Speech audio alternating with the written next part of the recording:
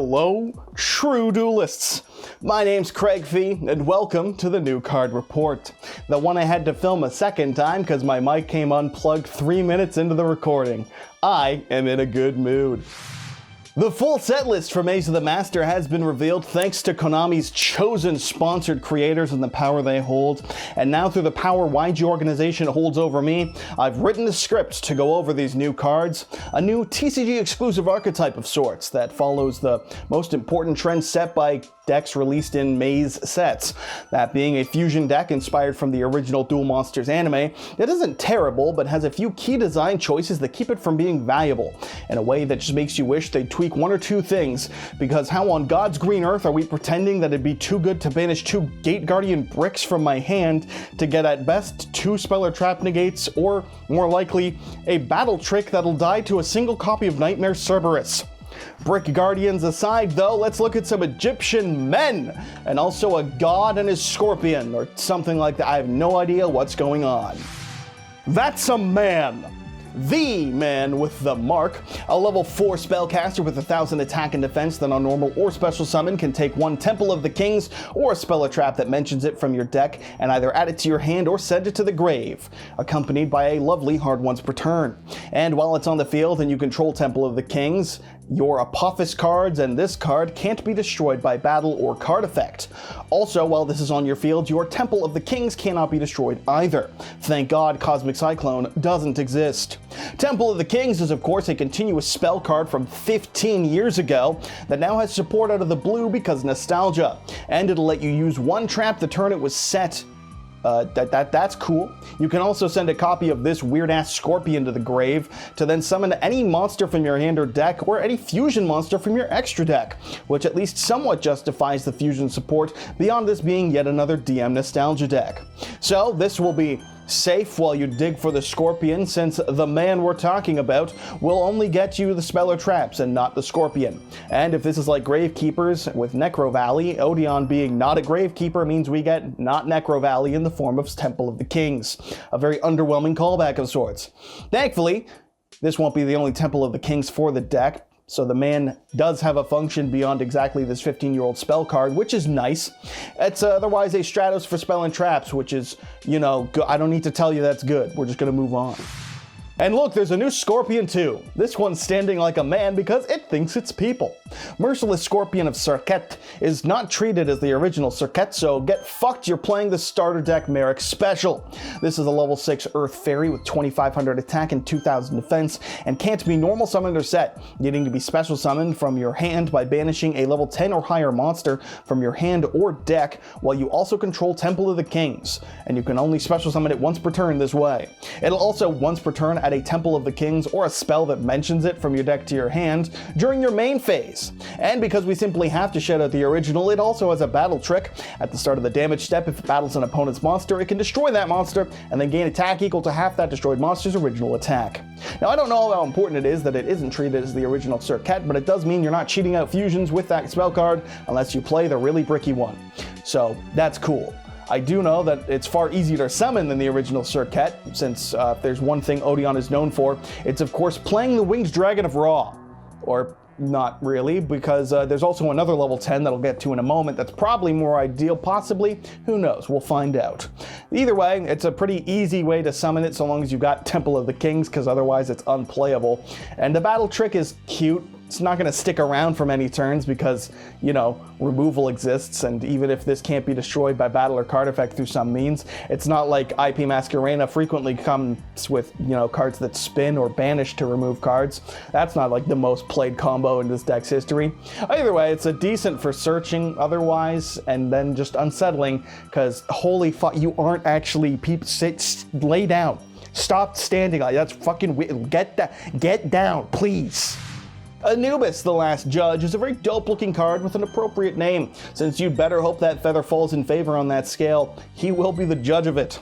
This level 10 Earth Fiend with 3,000 attack and no defense has a very fitting move for the God of the Dead as it yeets itself directly into the graveyard. That's right, it has a hand effect to send itself from the hand to the grave to add the man from your deck to your hand. It also cannot be normal summoned or set, needing to have 3 or more cards in your grave with different names that either are Temple Temple of the Kings or trap cards, and then you'll place 2 of them on the bottom of the deck to summon it out from your hand or graveyard. It can also be on the field, which is cool since it summons itself, and have this neat effect where if a spell or trap you control is destroyed, you can then target and pop one opponent's card as well. All the effects have once per turns, and I am incredibly whelmed by this card.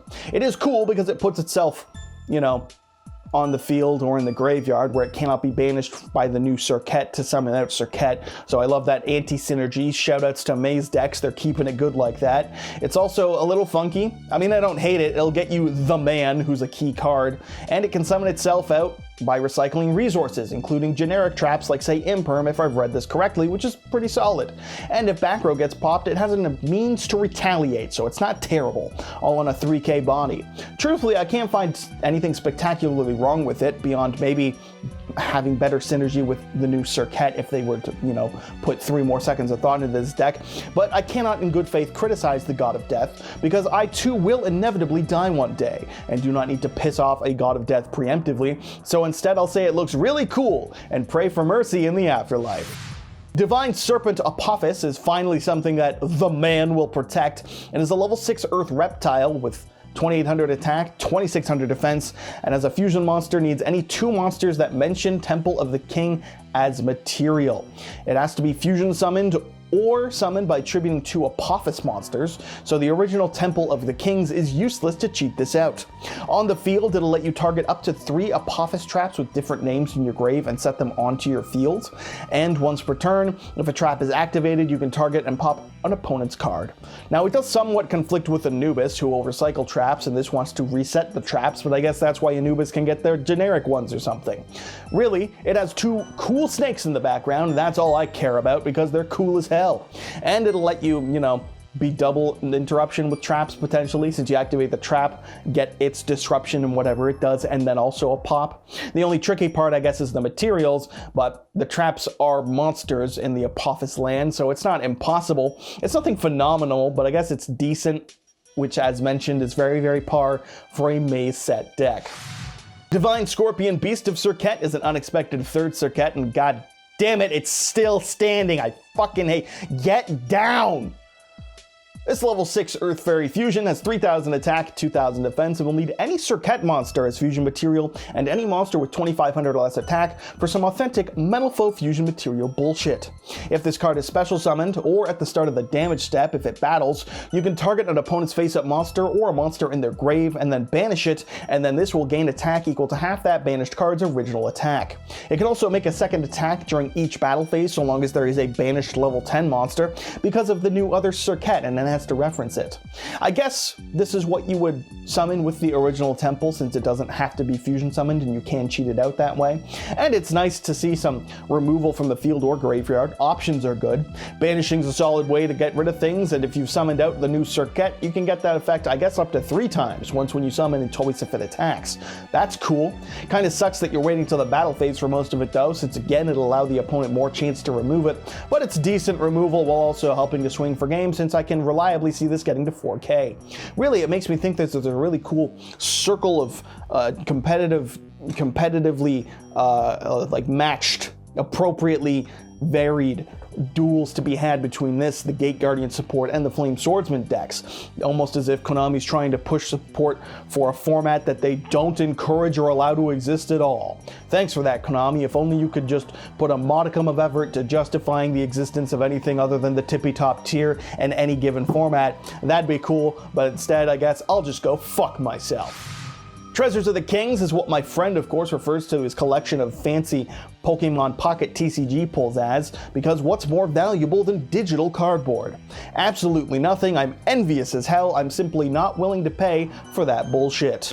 Still, we've got a new card to cover, and it's this field spell that, when activated, can let you set 1 Apophis trap from your deck, which is nice. It'll also become Temple of the Kings while it's on the field, making it both searchable and protected by the man. And once per turn, if you have 2 or more set cards on your field, or a trap card in your graveyard, you can add a monster that mentions Temple of the Kings from the deck to the hand.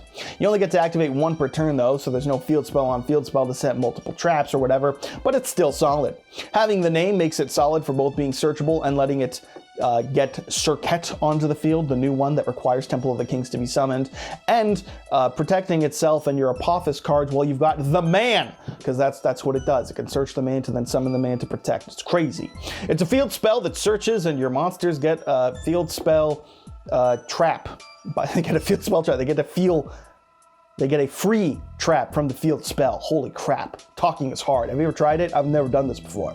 Anyways, you know it's good because Konami knows it's good because they made it a secret rare. So evidently they're aware that this is important for the deck, and yeah, it clearly is, being a Temple of the Kings that isn't mostly a useless vanilla spell card on your field from 20 years ago, or 15 years ago, whatever. And just wait until this deck gets the Link 1 to search, extends into the section and go crazy, right? No, we aren't getting Link support. This is a DM Fusion deck, and that's it. Defense of the Temple is a normal spell for the deck, and also a Chalice, which is not anything that would come to my mind when I think of defense, but what do I know? This is the fusion spell, letting you fusion summon an Earth fusion monster by using monsters from your hand or field. But if you use a monster that mentions Temple of the Kings, you can also use the opponent's face-up monsters as fusion material as well, because we got to make this deck have just enough potential to be doing something, but just enough inconsistencies to be doing nothing. That's a maze set for you, folks. Even more, if you control Temple of the Kings, you can banish this to add a copy of Dangers of the Divine from your deck to your hand. The search effect is a once per turn, but the fusion effect is not, so this deck could be a really funny way to break boards with a super poly-esque effect, depending on your hand and everything else. Thankfully, this one can at least be responded to, so it's not quite as cancerous as super poly is, although there aren't really a number of generic Earths to make using your Temple of the Kings boys and the opponent's monsters, unless you're facing a deck that has left Alistair the Invoker of Madness on the board, and you've teched in a fancy invoked Magalencia as a madman. Still, a way to remove a 2500 or less monster to summon out a Divine Circuit to then also banish a monster is some solid disruption and removal. I just want to know how all of this happens from a cup. I also really want to know what Dangers of the Divine refers to, since I'm assuming it's not me shit-talking Anubis, but instead a new card. And that's because it is. It's a new spell card, a quick play one in fact, one that'll let you pay half your life points and then tribute a monster as the cost to activate, to then special summon a copy of the Winged Dragon of Ra from your hand or banishment, ignoring the summoning conditions, and will then make that monster have 4000 attack and defense, but it will not be able to attack, and it'll bounce to your hand during the end of the next turn. And if this card is sent from the field to the grave, you can then choose a Winged Dragon of Ra you control and send all other monsters on the field to the graveyard. I joked that Odion played Ra because I vaguely recalled that having happened in the anime I watched 20 years ago, but apparently that's what's going on. That is actually what you're doing, and you're meant to banish Ra with Circuit to then get it back with this if you want to. And by get it back, I mean board wipe, since you will activate this, tribute something to summon Ra, and then this card will go from field to grave, triggering the second effect to send everything else on the board to the graveyard, at least in terms of monsters. And then you'll have a Ra that can't attack and will go back to your hand to be useless in a turn, which I guess makes this a quick play board wipe of sorts, but man, is that a lot of work for a short sip of water. Not to mention, if it gets negated, you're losing half your life points in a monster, and if everything goes right, you've gotten a board wipe, which is solid, and then a useless Dumbo as an anime reference, because I guess Odion had to summon Ra and couldn't use it. I vaguely recall that. Clearly it lost him the game, since all this is doing is having a god card shoot into the deck with no other synergy besides exactly the Circuit, and even then, you probably just want to banish a copy of Anubis to get that extra bonus banish anyway. So what do I know? Maybe you can keep your Ra and then use its effect to pay life points to pop monsters, but this also sends monsters, so what the fuck's going on? Anime reference strikes again. I don't see this one being played, except of course in things like the Dueling Book custom card section, with other cards so poorly designed that you'll look at Konami's decision to make Tier Shizu as broken as it was and think, my god, thank god they made that shit balanced. Verdict of Anubis is up next, notably not an apophis card and leaving me very confused by the naming conventions of this deck. This one's a counter trap that'll negate an opponent's spell or trap provided you have 3 or more spell or traps on the field. It'll then destroy the card it's negated, and if you control Temple of the Kings, will destroy all monsters the opponent controls as well, and burn them for half the total attack of those destroyed monsters. It has a hard once per turn, but more importantly, that's right folks, this deck plays around Dark Ruler no more. It is searchable by the man, and not the Scorpion, and it does require a decent amount of setup or the right hand, I guess, needing 3 spell or traps to be able to use it, but It's not terrible. I mean, it's arguably just a generic counter trap for other trap-based decks, if you think about it, because it's just really solid like that. I have no idea if you're really going to want to be searching this. Can you even search this? It didn't no, it does mention Temple of the Kings. You can't search it. Look at that. Look at that. Look at me using the script to say the script. The art is dope, I think, is what really is the important takeaway here for showing Anubis yelling at some of Joey's cards. Hey, do you remember the anime? You remember when Odion dueled Joey? I sure hope so. That's the only duel he had. What else is there to remember? You don't remember Odion cards and Odion deck from the Odion anime. What are you doing here? To hear all about this new Apophis card I'm telling you about. That's right, the last card in this wave of support is Apophis the Serpent, a continuous trap that, like the other Apophis traps, summons itself as a normal monster with 1600 attack and 1800 defense, and will then set another Apophis trap from your deck, except for a copy of itself. Don't you worry, it can be activated this turn, so you can use the trap you set. Plus, if this card is sent to the grave, you can add one embodiment of Apophis from your deck to your hand, which is crazy, because it means that you'd be playing a normal monster trap card from 2005. Now, while I don't think anyone's playing the 20-year-old card, I am willing to bet you'll play the other new Apophis card we got in Photon Hypernova, Apophis the Swamp Deity, which can negate the effects of opponents' face-up cards equal to the number of other continuous traps you control. Now, that's probably the only two Apophis, this one and Swamp Deity, that you'll play in this deck broadly from the Apophis line, but there are, of course, other continuous trap monsters you might play, especially if you, say, summon Silhouette Rabbit. He has the Egyptian eye on the hat, so it's simply lore accurate, and you will be playing it, because you don't have a choice. I'm telling you right now, you're playing the bunny. All in all, it's a fine deck. Arbitrary anime reference spell aside, there's a theme going on here, if a somewhat disjointed one. The fusions feel pretty forced into this deck as a callback to the original Temple of the Kings effect, and the lack of more continuous trap monsters kind of sucks for what I feel like this deck is trying to do, since the one fusion really wants them, but one can only get, like, there's only two in this set that are worth playing, and two in the archetype that are worth playing, so it's like maybe we should have just gotten more decent Apophis trap monsters to use instead of weird-ass janky fusions, but that's what we have. It does at least come with a pseudo super poly, provided your opponent leaves 2,500 or less attack monsters, which is something, and I guess the Snake God can then pop other things as you use the Apophis cards that don't really remove cards from the field, so I can see what they're doing. It just kind of feels like we're trying to do way too much for too little, and should have focused on just making, I don't know, an Apophis trap that popped something. But what do I know? We clearly needed obligatory fusions. This is a dual monsters deck. But if it's nothing else, there's a solid engine going on of sorts here, which notably does have synergies with Argo Stars, the new trap monster deck that also has level 4 trap monsters we got in Supreme Darkness, and will be getting further support in Alliance Insight. I've heard some amount of ramblings that these two archetypes can mesh together to form a decent board, and could they potentially be meta? Find out next time on I Don't Fucking Know or Care. It's worth noting that this deck has 2 secret rares in a set that only has 6 secret rares in the entirety of it, which is either really cool for looking sparkly or really not cool depending on the status of your wallet and, you know, the economy, which seems to be doing things that we're all so fond of. It's also the final test of anime nostalgia hype, because if Odion can get a card to the $40 or $50 range, then nothing will ever be safe. And I'm sure a lot of people are going to tell me that he was always their favorite character and was always the best and everyone loved him the whole time, always edition, but realistically he's not a huge character in the grand scheme of the anime, and if even he and his mostly irrelevant ass is drawing big bucks hype, Konami will be printing support for even Johnny Steps and expecting money from it, and I guess apparently they won't be wrong, since I'm sure someone will say that Johnny Steps was their favorite character the whole time. Yeah, what a sentence. And so that wraps it up for this new card report, just covering some of the new cards in this one. The regular update will be out on Friday, as always. Until then, you can subscribe, you can like the video, you can comment, and most of all, you can impress your smoking Italian wife. Because whether you do one, none, or all, actually no, it's one or all. You can't do none. You have to do at least one. To do that, you'll become a true duelist.